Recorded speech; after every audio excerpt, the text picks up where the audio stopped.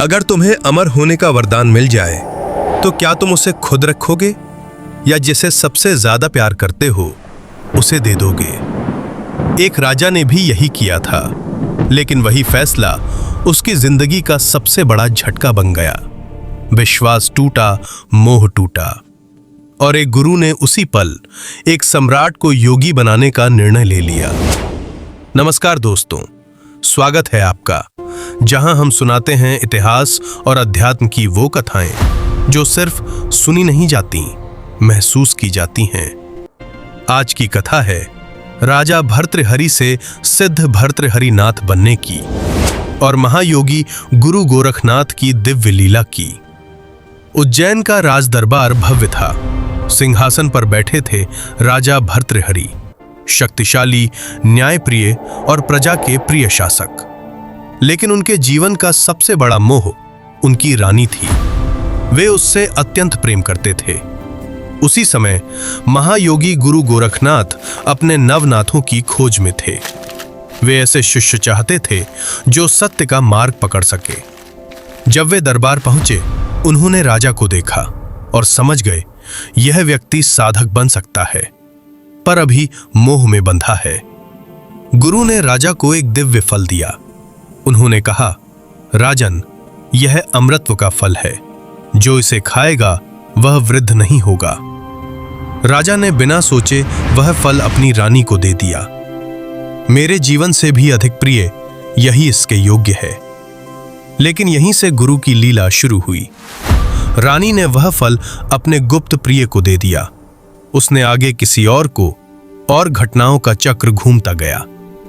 कुछ समय बाद वही अमर फल गुरु गोरखनाथ के पास वापस पहुंच गया। गुरु फिर दरबार आए और फल राजा के सामने रख दिया। राजन, यह तो मैंने आपको दिया था। सच्चाई सामने आई और उसी क्षण राजा का भ्रम टूट गया। जिस प्रेम को वे अमर समझते थे वह क्षण भर में बिखर गया। राजा का मन अंदर से हिल गया। तभी गुरु गोरखनाथ बोले, संसार बदलता है राजन, मोह टूटे तो दुख मत समझो, यही जागरण का द्वार है। राजा सिंहासन से उतरे, गुरु चरणों में झुक गए। मुझे सत्य चाहिए गुरुदेव। दीक्षा हुई, राजा योगी बन गया। राजसी वस्त्र उतरे, भस्म लगी, तपस्या शुरू हुई। तब गुरु गोरखनाथ ने एक और परीक्षा ली। उन्होंने कहा, अगर वैराग्य सच्चा है तो पहली भिक्षा उसी से लेकर आओ जिससे सबसे अधिक मोह था। भर्तृहरिनाथ साधु वेश में अपने ही महल पहुंचे। द्वार पर खड़े होकर बोले, माता, भिक्षा दीजिए। रानी बाहर आई और जैसे ही उसने देखा वह कांप उठी, आंखें भर आईं। ते हाथों से भिक्षा दी।